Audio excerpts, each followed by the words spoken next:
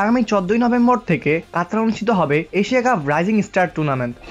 আসন্ন এই টুর্নামেন্টের জন্য তারুণ্য নির্ভর এক দল ঘোষণা করেছে বাংলাদেশ ক্রিকেট বোর্ড বিসিবি। অধিনায়ক করা হয়েছে আকবর আলীকে। দলের সুযোগ পেয়েছেন অনূর্ধ্ব 19 দলের হয়ে আলো ছড়ানো জিসান আলম, আরিফুল ইসলাম, জাওয়াদ আবরার, মেহরাব হোসেন অনেকদের মতো ক্রিকেটাররা। তাছাড়া অভিজ্ঞ ক্রিকেটারদের মধ্যে সুযোগ পেয়েছেন মাহিদুল ইসলাম অঙ্কন, মৃত্যুঞ্জয় চৌধুরী।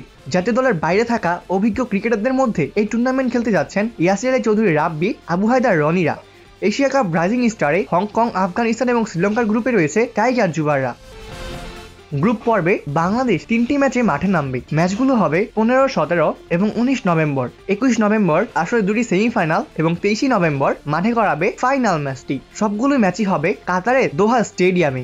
বাংলাদেশ এই দলের স্কোয়াড: জিসান আলম, হাবিবুর রহমান সোহান, জাওয়াদ আবরার, আরিফুল ইসলাম, আকবর আলী অধিনায়ক, ইয়াসির আলী চৌধুরী রাব্বি, মাহিদুল ইসলাম অঙ্কন, রাকিবুল হাসান, মেহরাব হাসান অহিন, আবু হায়দার রনি, তুফাইল আহমেদ, মোহাম্মদ স্বাধীন ইসলাম, রিপন মন্ডল, আব্দুল গাফফার সাকলাইন ও মৃত্যুঞ্জয় চৌধুরী। অপূর্ব দাস, প্লেবাস নিউজ।